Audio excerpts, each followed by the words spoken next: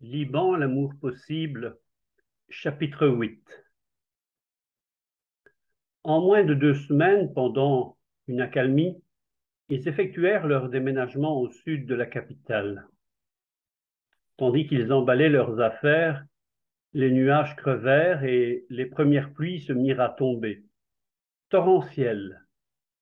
C'était l'époque de l'année que Lamia aimait. Cette rencontre de la vie et de la mort, l'une et l'autre également belle, lorsque les arbres et les buissons flamboient sous les couleurs de l'automne et qu'un voile de verdure semble tout à coup recouvrir la terre desséchée. Quand Rosa se rendit au cimetière pour une dernière visite, elle trouva toute une floraison de crocus sauvages autour de la tombe. Comme la terre altérée criait son besoin de pluie, de même le pays déchiré criait sa soif de paix. Et un jour retentit à la radio un appel à la marche pour la paix. Des milliers de personnes y répondirent. Musulmans, druzes et chrétiens se répandirent dans les rues en pleurant et en criant leur haine de la violence et leur désespoir. Prêtres, cheikhs et imams étaient en tête du cortège, toute inimitié oubliée, ensemble dans ce cri du cœur pour la paix. Les cloches des églises carillonnaient. Dans les mosquées et du haut des minarets, les muezzins psalmodier des versets du Coran, appelant à la tolérance, au pardon et à la compréhension. Samy avait disparu. Déjà, il se trouvait au cœur du défilé, avant même que l'on ait pu décider s'il fallait ou non lui en donner l'autorisation. Et ce fut l'événement le plus exaltant qu'il ait jamais connu de sa vie. Au poste de contrôle, les hommes armés ne pouvaient arrêter la foule. Cette masse imposante de gens angoissés, dont beaucoup avaient perdu les leurs ou leurs maisons, les mettait en état d'impuissance. Pendant quelques jours, il sembla que le 4e round avait réellement pris fin. C'est à ce moment-là qu'Elias loua un camion pour déménager sa famille et ses biens, pendant que les routes étaient relativement sûres. Les enfants s'habituèrent vite à leur nouvel environnement. Si Rosa et Lamia découvrirent les inconvénients d'une maison beaucoup plus petite, elles s'en accommodèrent bientôt, car cela avait aussi bien des avantages. Les nuits étaient plus calmes, et Samy et Huda retournèrent à l'école. Par les chaudes après-midi de novembre, ils purent même aller s'amuser sur la plage. Le samedi, ils traversaient les orangeries en courant pour y arriver plus vite. Mais Rosa, qui n'était jamais tout à fait tranquille lorsqu'ils étaient hors de sa vue, allait chaque fois les y rechercher. Tant d'enfants partis de chez eux pour aller jouer n'étaient jamais revenus. C'était la saison où les pluies alternent avec des éclaircies lumineuses, la saison des couchers de soleil orageux et des arcs-en-ciel immenses, reliant par-dessus la mer Sidon et la capitale. Elias avait ouvert un commerce dans la petite ville et la famille éprouvée semblait faire une pause et reprendre son souffle pour redémarrer. Noël approchait et peut-être que les lumières allaient briller à nouveau et les cloches sonner. Peut-être y aurait-il paix sur la terre et bonne volonté parmi les hommes. Mais une fois encore, les mauvaises nouvelles reprirent le dessus et l'on se serra autour de la radio, glacé de peur. Des inconnus avaient renversé un camion chargé de Coran et brûlé les livres. En riposte à cet acte, des églises avaient été saccagées et la guerre venait d'éclater dans les montagnes. On avait découvert près d'un village les corps de 4 membres du parti chrétien et les représailles en ville avaient été si cruelles, tant de musulmans avaient été massacrés, que cette journée fut appelée le samedi noir. Dès le lundi suivant, la guerre avait repris de plus belle au centre de Beyrouth, et pendant 8 jours, incendies, bombardements et kidnappings firent rage dans la zone des combats. Puis, La Syrie exigeant un nouveau cessez-le-feu, la bataille prit fin. Une fois encore, il fallait enterrer les morts. Mais le même jour, des attaques recommencèrent dans la montagne, au nord et au sud-est. Des familles se mirent en route, les bébés dans les bras et l'indispensable baluchon sur l'épaule, ne sachant où elles allaient à travers un pays de collines plein d'embûches et pilonné par l'ennemi. Une division rigoureuse commençait à marquer le pays, chacun selon son parti, selon sa religion, se rapprochait du clan auquel il appartenait. C'est alors que, pour Uda, arriva la pire des nouvelles. On ne fêterait pas Noël. Ce jour était pour elle le plus merveilleux de l'année, et les Noëls qui s'étaient égrenés au fil des 8 ans de sa jeune vie brillaient d'un éclat particulier, tels des joyaux précieux. L'année précédente, son père les avait toutes emmenées au centre commercial, le plus important de la ville. Les rues étaient illuminées et brillamment décorées, et des chants de Noël retentissaient partout, retransmis par haut-parleurs. Ils avaient acheté des cartons dorés, remplis de chocolat et de pralines. Puis ils étaient rentrés pour fêter Noël autour d'un sapin illuminé et d'une petite crèche fabriquée à la maison. Mais cette année, le grand magasin n'était plus qu'un amas de décombres. Les boutiques étaient fermées et personne, sauf les pillards, ne s'aventurait le soir dans les rues. Aussi, n'y aurait-il pas de fête de Noël?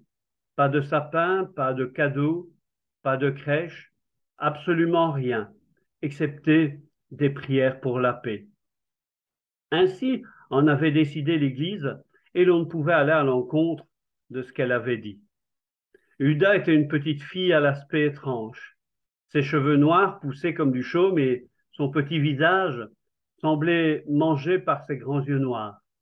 Elle était fluette, avec des jambes longues et maigres, et l'on eût dit qu'elle avait le haut du corps trop lourd.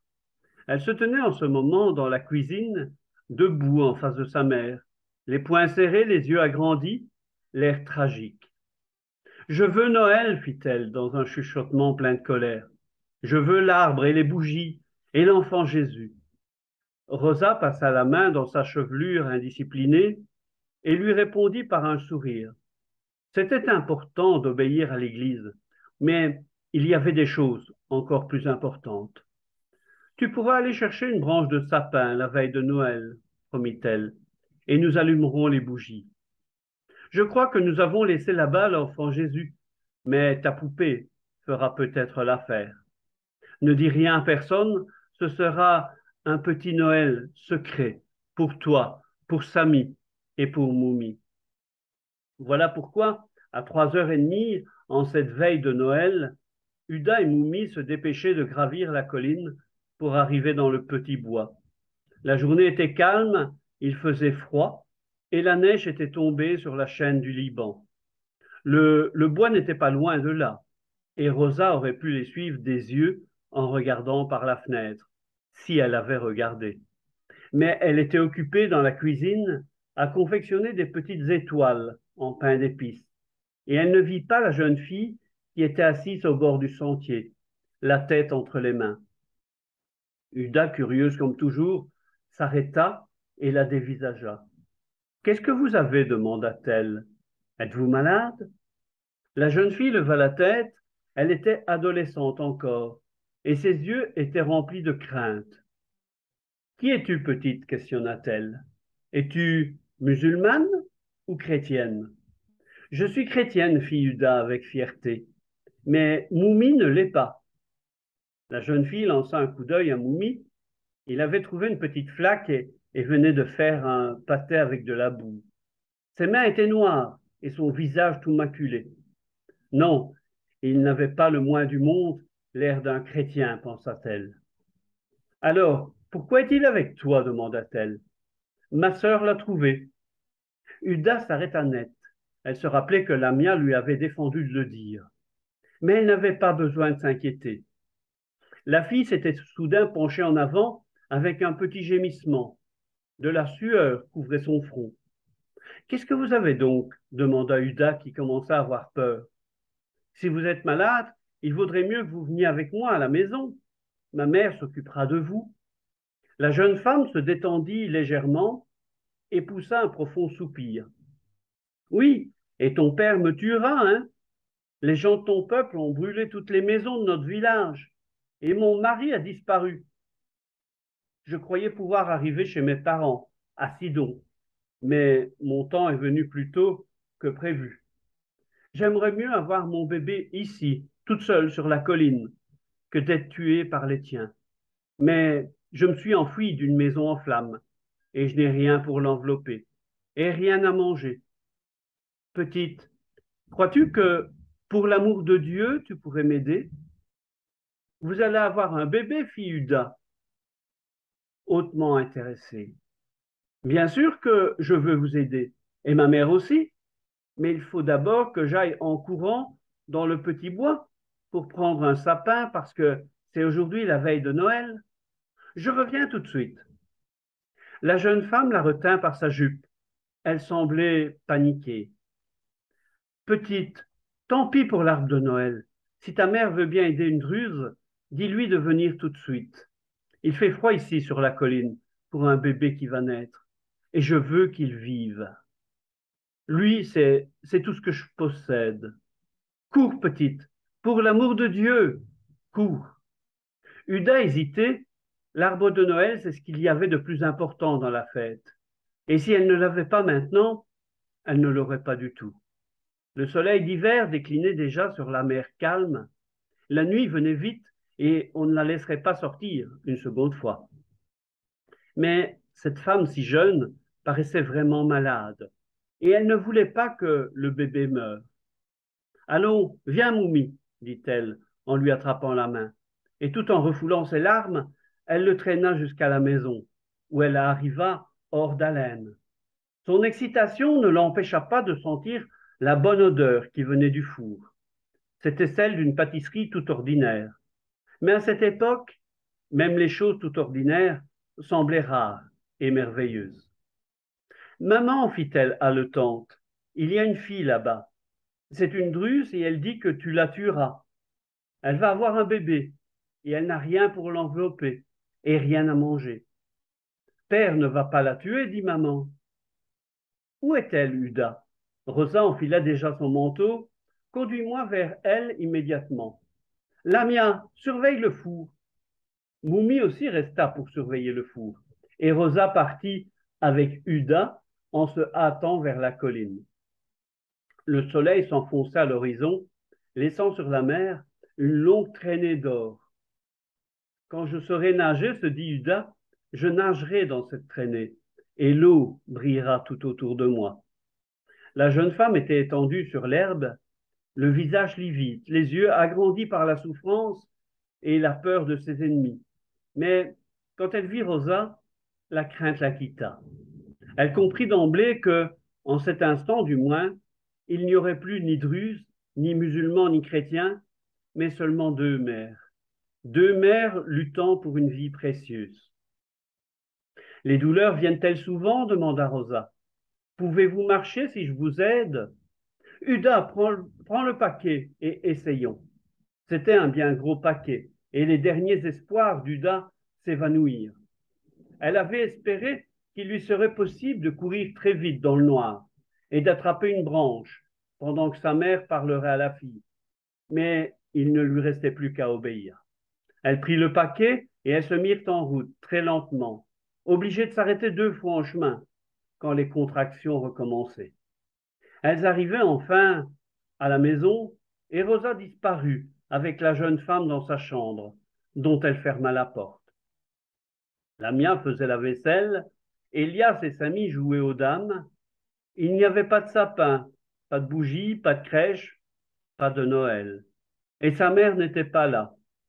Huda se jeta sur son lit et, comme beaucoup d'enfants dans le pays, cette année-là, pleura sur son Noël manqué. Elle avait dû s'endormir tout habillée, car elle fut réveillée au milieu de la nuit, lui sembla-t-il, par Lamia qui la secouait. Viens, Huda, chuchota Lamia. Réveille-toi. Et viens vite, c'est Noël, mais il ne faut le dire à personne. Soutenu par sa sœur, Uda descendit l'escalier tant bien que mal, titubant, lourde de sommeil, les cheveux ébouriffés. Mais à l'entrée de la salle de séjour, elle s'arrêta. Ses paupières se mirent à battre, car elle n'en croyait pas ses yeux. 6 bougies qu'on avait allumées brillaient au pied d'un petit sapin.